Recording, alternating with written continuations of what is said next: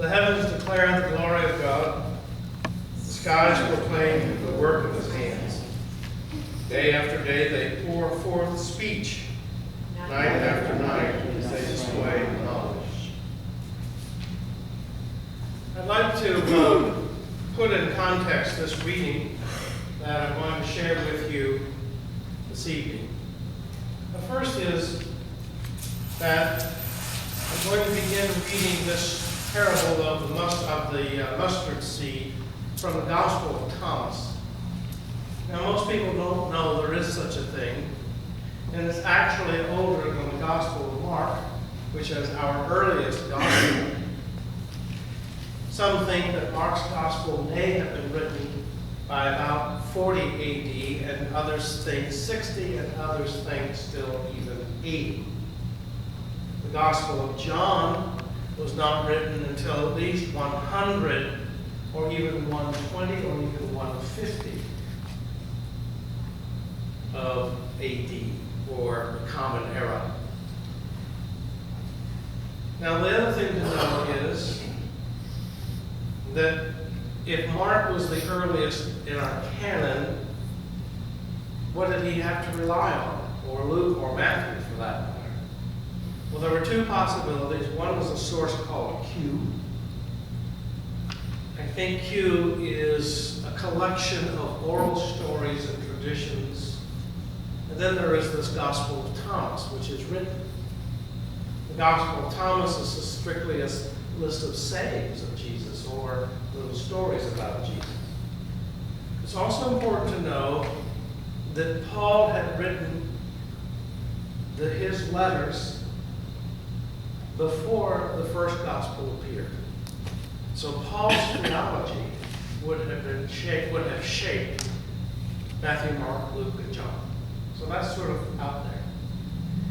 Now, this story of the mustard seed is found in Matthew, Mark, Luke, and Thomas.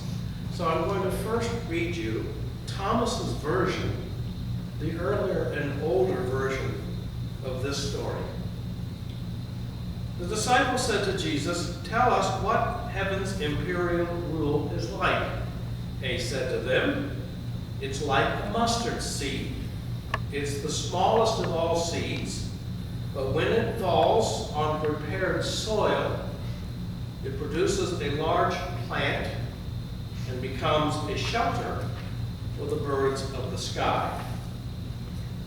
Now listen to Luke's rendering of that story. Then he would say to them, "What is God's imperial rule like? What does it remind me of? It is like a mustard seed, which a man took and tossed into his garden. It grew and became a tree, and the birds of the sky roosted in its branches." Remember last Sunday when we started this series on the parables, we said people would ask Jesus, what is the kingdom of God like, or what is God's imperial rule like, or what is the realm of God like? He would tell a story. He would tell a little narrative. Last week's the story of the leaven was one sentence, and this parable is just a couple. Not any one single parable tells the whole story. So you can't say, well, you need to read this parable of the lost coin to fully understand what Jesus means when he talks about the kingdom of God. When I was a child, we had a large vegetable garden, and we grew black-eyed peas, and we grew okra, and we grew spinach and green beans, and we also grew greens, mustard greens, collard greens, turnip greens. And it was not unusual for us on any given night to have greens, let's say specifically mustard greens. Sometimes it would have a little ham hock in it, and this would sit on the stove and would cook down, and cornbread. And that was dinner. I don't know if you've ever had mustard greens, But you know that after they've cooked, in the bottom of the pot is the liquid. It's kind of green. It's called pot liquor. And my sister and my father always got into a conversation about who was going to get to drink the pot liquor. They wanted to drink it before it got cool. But eventually what would happen is they'd split the pot liquor into 2 little glasses and drink it. That was part of the Southern culture that I grew up in. We intentionally planted mustard seeds. Now, if we're gonna, it's interesting that Jesus takes the mustard seed, which as you know is a tiny, tiny seed, and he says this is what God's imperial rule is like. And right away, if you were a first century Palestinian Jews and you're hearing Jesus tell this parable, you're thinking, I knew it, he's lost his mind. Because anybody knows imperial rule means stature. It means power. Why, just look around. And what do you see? The Roman occupation army, the legionnaires with their uniforms and their swords and their spears, some of them on big horses. That's what an empire looks like, Jesus. Or an empire looks like all those statues that are throughout the Roman Empire of this Caesar or that Caesar. Or how about the palaces? And we read the story of the man who moved from Jerusalem to Jericho. Jericho was one of those places where Herod had a summer resort. And we're not talking about a little cabin in Vermont. We're talking about a huge campus. Not only with a palace there, but with pools and magnificent gardens. And there were, of course, throughout the Roman Empire, there were various statues or little chapels where you could go in and pay homage to Caesar, who, by the way, was pretty confident he was God. Now, that's an empire. In the Jewish tradition, empire is related to the cedars of Lebanon. And when Solomon is going to build the temple, he doesn't say to the engineers, well, I want you to go down and get some pine or pick up some oak.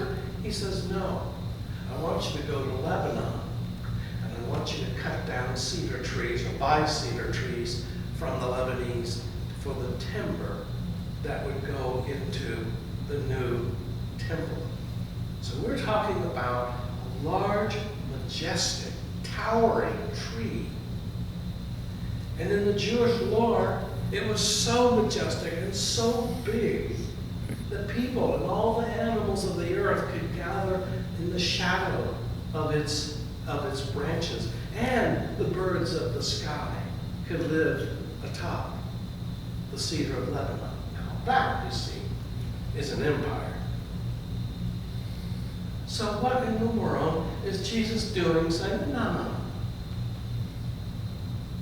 The empire of God is like this weed, a mustard seed. And here's another problem.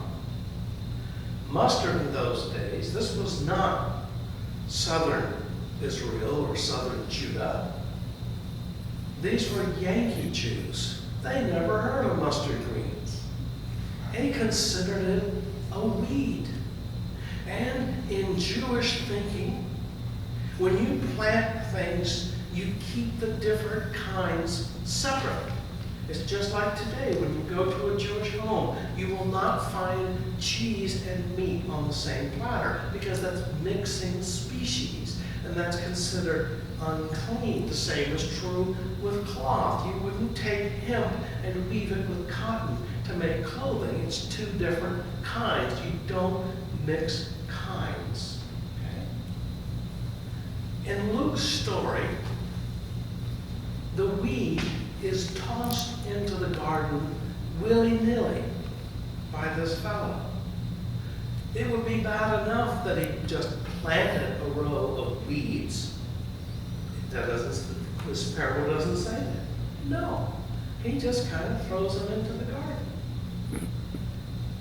Now, I don't know how your garden did this summer, but in the last 2 years, isn't it fascinating that with all of the drought, temperatures above 100 degrees, what thrives in the garden? The weeds. So what is Jesus saying? That we take this tiny seed of a weed, which would be an interesting epithet, use seed of a weed, seed of a weed, seed of a weed, and indiscriminately throw it into the garden so that it can do what? Thrive. It's going to grow. It's going to take over. I think what Jesus is trying to say in this parable is that if you're looking for the realm of God in imperial robes as we know them, the Roman Empire, the English Empire, the American Empire, you won't find God. The imperial rule of God is not in armies or nuclear weapons. It's not in the power play of Wall Street. God's imperial rule is not found in marketing or advertising. No. It's found among common people, just like you and me. It's found, as another term would put it, in the salt of the earth. Not found, even, in high-steeple churches or a large religious organization with all their vestments and money and pomp.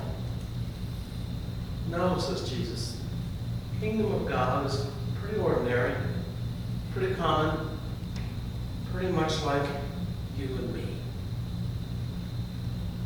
You'll know it's authentic when you find God's presence in the commonplace, in the ordinary. And it will grow like a weed. Now we're thinking, oh, this is crazy. You know, the kind of world we live in, it's a violent world. You have to stay ahead of the competition, and you have to be powerful and assertive. Has that ever worked before, Jesus? Well, the best example I can think of is the Mahatma Gandhi. He was 5 feet 3 inches tall. He topped out at 120 pounds, unless he was fasting, and they would weigh somewhere between 80 and 90 pounds. Winston Churchill called him a half-naked fakir. A fakir is a Hindu or a Muslim ascetic. The origin of the word fakir is poor. So Churchill say Gandhi, or as the British pronounce it, Gandhi. Gandhi is a half-naked, poor, religious mendicant. Look at him. He's walking around in sandals he made himself. He has a staff. He has a loincloth. Sometimes in the winter he wears a shawl. He has a pocket watch and a pair of glasses. Now that's not empire. And yet that little half-naked fakir changed the course of British history and certainly Indian history. How did he do it? He just tramped around the countryside telling people you ought to be free. Salt is your freedom, is your right. That you have the right or the responsibility to organize yourself and to resist the tyranny of corporations in England. He told the truth. A little tiny guy, a mustard seed, changes the course of history. I think that sometimes we in the church want the kingdom of God to be majestic And I certainly think it should be noble. I think we ought to exercise power, but not the power of this world. Power of grace, power of forgiveness, the mystery of God's peace. In fact, I sometimes think when we become so big, we begin to take ourselves too seriously, when we forget that God's kingdom is found among the weeds, not the cedars of Lebanon. And that means that everyone in this room who issues a call to say, "Are you okay? I've been thinking about you this week." Or who stops by to see a friend they haven't seen in a while and say, "I'm wondering how are you doing?" Or who reaches out to someone who's going through a divorce, or someone who's lost a job, or someone who is experiencing for the first time a new baby. And what are we going to do with that? A little thing, as small as a mustard seed, changes the lives of people, and the lives of congregations, and the lives of communities. Something as little and common as a mustard seed. So I invite you to go from this place and be a weed seed of grace.